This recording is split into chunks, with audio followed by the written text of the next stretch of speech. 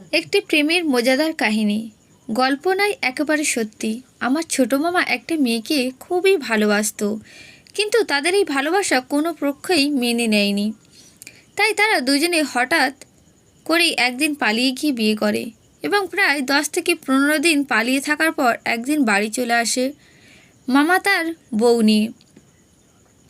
যাই হোক, ঘটনা যখন ঘটে গেছে সবাই মেনেই নিয়েছে, কিন্তু আমার নানি নতুন মামি এবং মামার উপর অনেক রাগ করে আছে। কারণ ছোট ছেলেকে খুব ধুমধাম করেই বিয়ে করাতে চেয়েছিল নানি।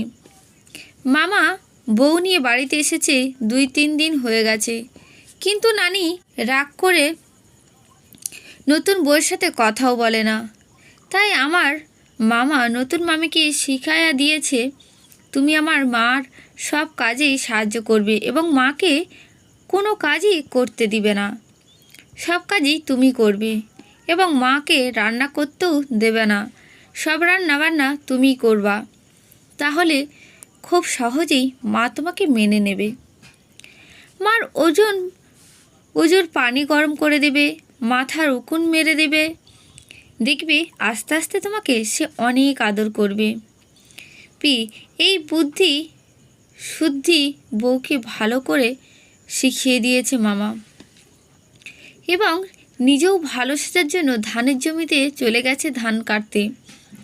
যদিও এর আগে কোনো দিন সে ধান খেতে আলো দিয়েও হাঁটায়নি, কিন্তু সবার কাছে ভালো সাজার জন্য বেচারা ধান খেতে গিয়ে ধান কাটত।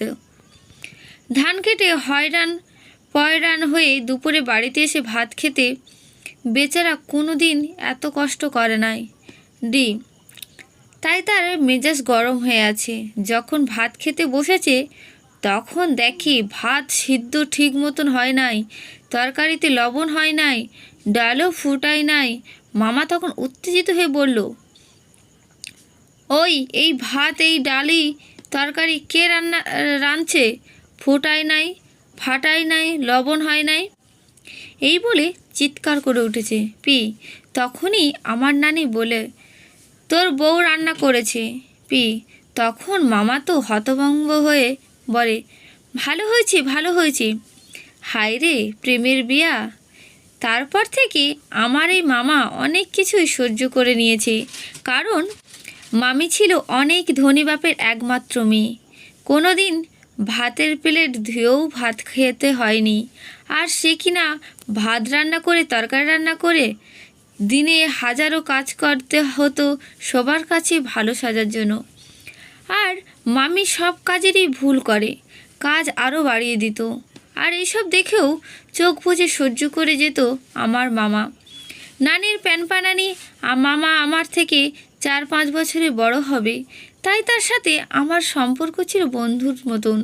তাই কিছু হলেই বলতাম, এই ভাত, এই ডাল, এই তরকারি কে রান্না করেছে? লবণ হয় নাই, সিদ্ধ হয় নাই, ফোটা নাই, ফাটে নাই।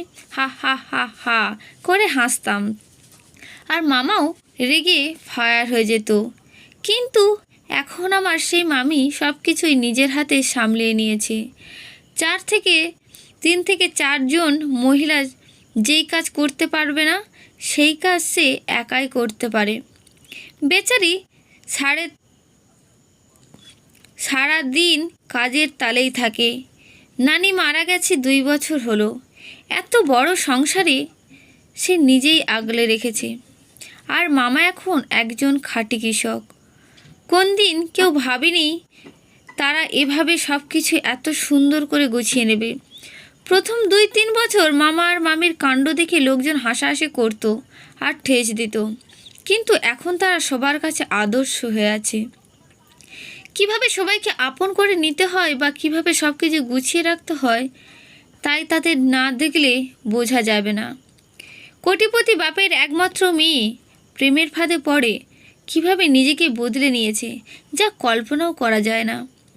আর মামার কথা কি বলবো, সে তো কোনো দিন বাজারেও করে নাই, আর সে কিনা এখন 20 থেকে 25 কানি জমি চাষবাস করে, 5 থেকে 6 মণ ধান গলায় ওঠায়। প্রেম অনেকের জীবনে বদলে দেয়, আবার অনেকের জীবন কেড়েও নেয়। একজন নারী ইচ্ছা করলে একটা সংসার ধ্বংস করে দিতে পারে, আবার ইচ্ছা করলে স্বর্গের বানাতে পারে।